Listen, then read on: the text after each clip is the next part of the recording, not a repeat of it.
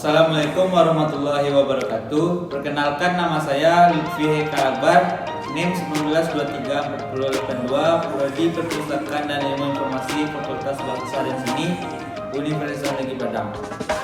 Baiklah, pada kesempatan kali ini saya akan mengerjakan UAS Preservasi dan Konservasi tentang seputar materi preservasi dan konservasi. Baiklah, berikut videonya. Baiklah, materi yang pertama tentang peta, slide, fotokopi, dan tinta. Yang pertama adalah peta. Peta adalah sarana referensi yang memberikan informasi mengenai letak suatu daerah, keadaan politik, perdagangan, hasil tambang, bahasa, dan sebagainya.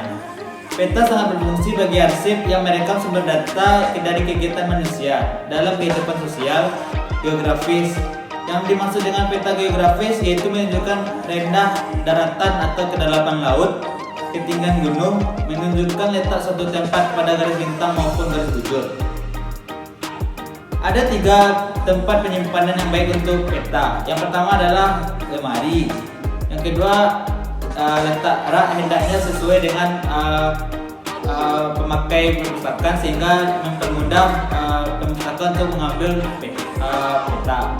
Yang ketiga adalah bahan dasar terbuat dari kayu yang baik atau besi. Yang berikutnya adalah slide. Slide merupakan salah satu jenis bahan audiovisual yang banyak digunakan di perpustakaan, terutama untuk mendukung pengajaran dan penelitian. Audiovisual berasal dari kata Latin yaitu audire yang berarti mendengarkan, sedangkan visual dari kata visus yang berarti melihat. Macam-macam slide. Yang pertama adalah lantern slide, yang kedua adalah slide 2x2, yang ketiga slide dengan suara, yang ketiga proyektor untuk slide. Berikutnya adalah fotokopi dan tinta. Fotokopi adalah bagian dari kegiatan pelestarian pustaka untuk menjaga buku. Misalnya buku tersebut sudah lapuk atau rusak, hendaknya kita memfotokopinya untuk meminjamkan kepada perpustakaan. Tetapi mesin fotokopi berbahaya bagi buku atau majalah berjilid. Banyak buku yang berjilid rusak penggunanya karena difotokopi. Yang berikutnya adalah tinta. Tinta adalah campuran bahan pewarna dengan air, bahkan cairan dari buah yang berwarna dan tumbuhan berwarna, maupun darah hewan dapat digunakan sebagai tinta. Macam-macam tinta. Yang pertama tinta tulis, yang kedua tinta cetak, yang ketiga ballpoint. Baiklah, materi berikutnya yaitu perbaikan bahan pustaka dan restorasi. Yang pertama adalah menambal. Menurut Perpustakaan Nasional, menambal atau menutup bagian yang berlubang dapat dilakukan dengan kertas Jepang atau perekat kanji. Menambal juga dapat dilakukan dengan bubur kertas atau pluk atau menggunakan kertas tisu yang berperekat. Yang kedua adalah menyambung. Menyambung dilakukan untuk merekakan bagian yang sobek atau lemah karena lipatan. Biasanya dilakukan oleh potongan kertas jenis tertentu agar bagian yang sobek tidak bertambah besar atau lebar. Yang ketiga adalah penjilitan. Penjilitan adalah salah satu untuk menghimpun atau menggabungkan beberapa lembar kertas menjadi satu dan dilapisi cover. Yang keempat adalah penyiangan. Penyiangan atau wedding adalah kegiatan pemeliharaan terhadap koleksi bahan pustaka yang ada di perpustakaan. Kegiatan ini dilakukan agar bahan pustaka tidak lagi diganti dengan bahan pustaka yang baru. Yang kelima adalah stock of name. Menurut Sri Basuki, stock of name adalah pemeriksaan fisik terhadap buku yang tercatat milik perpustakaan itu tersendiri. Yang berikutnya, materi berikutnya adalah pelestarian bahan pustaka dengan sistem penyelidikan. Pelestarian bahan pustaka adalah kegiatan penyelidikan bahan perpustakaan. Pada dasarnya, kegiatan ini menghimpun atau menggabungkan lembaran-lembaran yang lepas menjadi satu, yang dilindungi oleh bak atau sampul. Tujuan penyelidikan itu sendiri di perpustakaan adalah untuk melestarikan bahan perpustakaan agar tetap dalam keadaan yang utuh dan baik, terhindar dari kerusakan fisik, guna menunjang fungsi perpustakaan dalam melaksanakan layanan perpustakaannya. Berikutnya adalah menyiapkan penjilitan. Ada 2 cara. Yang pertama adalah penghimpunan dan penggabungan. Penghimpunan adalah menyusun lembaran-lembaran menurut urutan yang dikehendaki, kemudian membentuk kertas atau kartel. Jika bahan pustaka berupa lembaran yang lepas, maka perhatikan panjang dan lebarnya agar bahan pustaka rentan bagian kiri sehingga kalau menjilid menjadi mudah. Yang kedua adalah penggabungan. Penggabungan adalah menyatukan secara erat dan pada satu lembaran menjadi karton. Kemudian karton-karton itu digabungkan menjadi buku. Penggabungan ini dapat dilakukan dengan jahitan benang atau kawat. Selanjutnya adalah bahan dan sarana penjilitan ada 3. Yang pertama adalah kertas, peralatan penjilitan atau mesin-mesin. Yang ketiga adalah peralatan penunjang penjilitan. Berikutnya adalah jenis-jenis penjilitan ada 7. Yang pertama jilid hardcover, jilid softcover, jilid kaye, jilid dengan tanda signature binding. Yang kelima jilid lem punggung. Yang keenam jilid spiral. Yang ketujuh jilid lakban. Berikutnya cara menjilid buku. Ada 4 cara. Yang pertama adalah dengan menjahit. Proses ini cukup sederhana. Yang pertama Anda harus tumpulkan halaman dan lipat tulang belakang pada tulang belakang menembus 3 lubang dengan jarum jahit. Lalu lubang-lubang harus 1 atau 2 inci dari atas, inci 1-2 dari bawah, dan dekatkan dengan titik tengah. Cara yang kedua adalah menjadikan bintang. Teknik ini mengikat dekoratif. Untuk metode ini halaman tidak harus dilipat dan harus ukuran penuh halaman ditumpuk di atas satu sama lain. Pukulan lubang di sepanjang lubang belakang buku. Biasanya sisi kiri dan sisi kanan halaman ditumpuk. Lubang harus sekitar 1 atau 2 inci dari tepi, 1 atau 4 inci dari satu halaman lainnya. Yang ketiga adalah menjilid dengan staplers. Untuk buku tipis, cara ini cukup disarankan karena yang termudah untuk mengikat. Cukup lipat halaman di tulang belakang, akan ditumpukan halaman dalam urutan yang benar. Yang keempat adalah professional binding. Beberapa pengikat buku masih mengikat buku dengan tangan. Pertama, halaman diatur dalam urutan dan dilipat. Tanda di tempat pada halaman ini mereka akan menjadi bersama-sama. Mereka adalah jahitan pada bingkai yang telah digunakan selama ratusan tahun untuk mengikat buku. Selanjutnya materi tentang pelestarian informasi. Yang pertama kita akan membahas tentang latar belakang, mikrofilm atau CD-ROM. Pelestarian nilai informasi. Latar belakangnya bahan pustaka adalah salah satu unsur penting dalam sebuah sistem perpustakaan, sehingga harus dilestarikan mengingat nilai gunanya yang sangat mahal. Mikrofilm adalah mikrofilm yang ada di perpustakaan. Yang pertama adalah mikrofilm sebagai suplemen, di mana pengguna mencari bahan atau dokumen yang mereka perlukan melalui mikrofilm, namun di perpustakaan tersebut juga terdapat bahan aslinya. Yang kedua, mikrofilm sebagai komplemen. Apabila di perpustakaan itu tidak ada bahan aslinya, jadi informasi tersebut hanya ada di mikrofilm saja. Alasan pengguna mikrofilm di perpustakaan. Yang pertama adalah melestarikan koleksi yang mempunyai nilai sejarah. Yang kedua, mempermudah dalam menggunakan bahan-bahan asalnya yang bertumpuk. Selanjutnya CD-ROM. Alasan teknologi ini sangat diminati. Yang pertama adalah merupakan sarana penyimpanan berkapasitas tinggi. Yang kedua, beberapa jenis dari teknologi ini dibilang cukup terjangkau. Yang ketiga, mudah digabungkan ke PC. Keunggulan CD-ROM tersebut yang pertama adalah memiliki daya tampung yang besar. Yang kedua, memudahkan penelusuran literatur. Yang ketiga, memudahkan pembuatan katalog. Baiklah,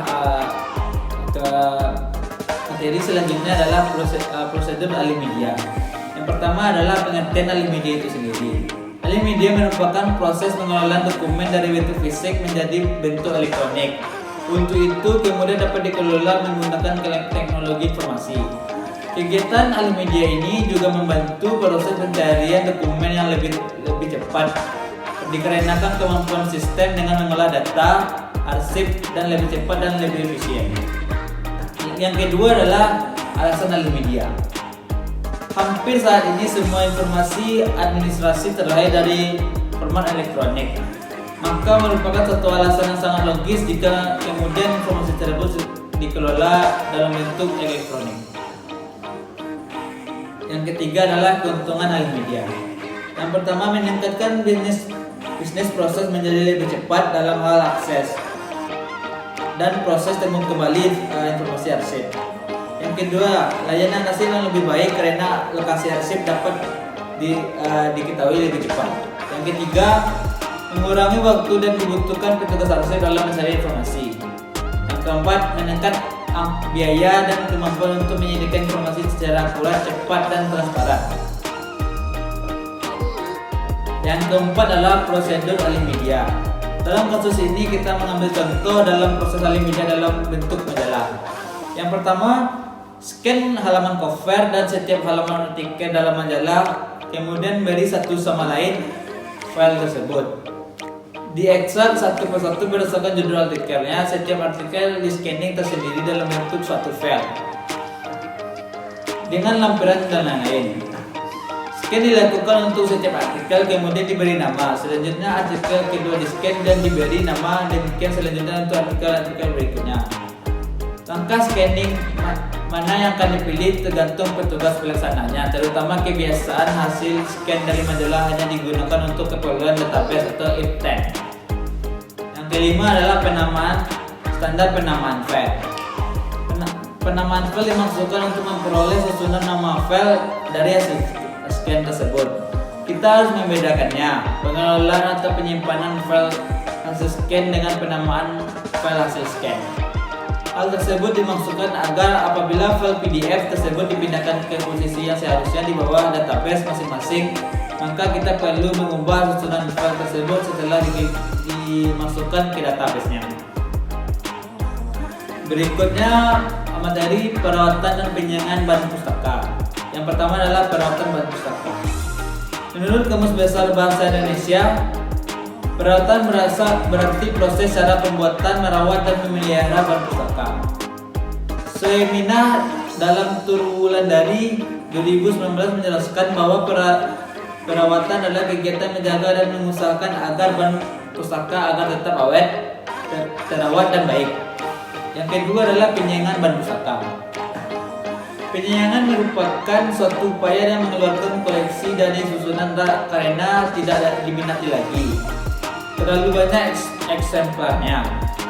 Telah ada edisi terbaru maupun koleksi itu tidak relevan lagi terhadap pemenuhan kebutuhan informasi para pemustaka di perpustakaan tersebut. Berikutnya tujuan penyiangan bahan pustaka.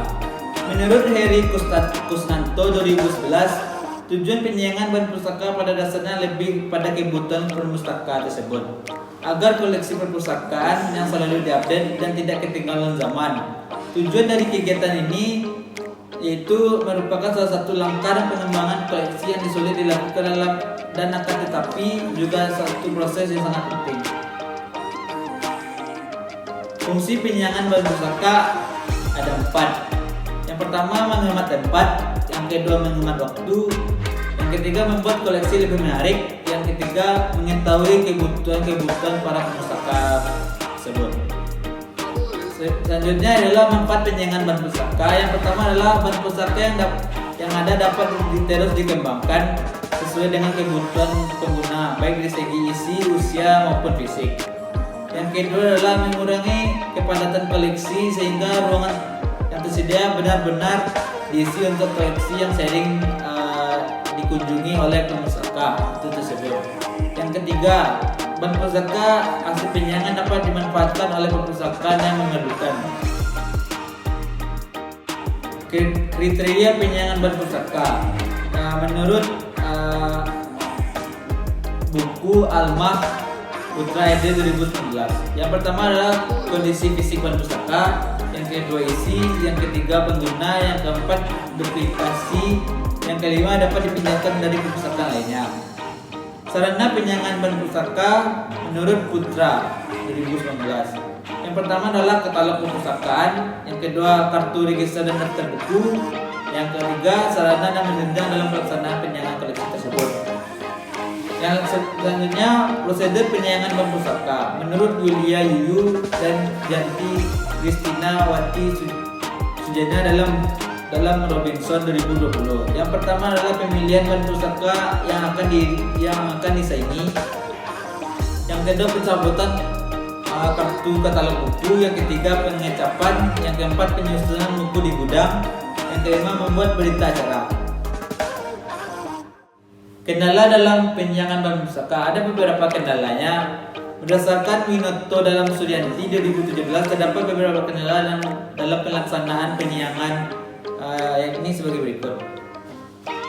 Yang pertama adalah adanya rasa bangga terhadap posisi yang dimiliki atau hambatan psikologis seperti adanya perasaan segan atau tidak rela membuang bahan pustaka. Yang kedua, adanya anggapan bahwa penyiangan bertentangan dengan tujuan pengadaan atau konsep membangun koleksi. Baiklah, sekian itulah materi yang saya sampaikan seputar UAS konservasi dan konservasi. Kalau ada kata-kata yang salah, saya mohon maaf. Wabillahi taufiq wal hidayah.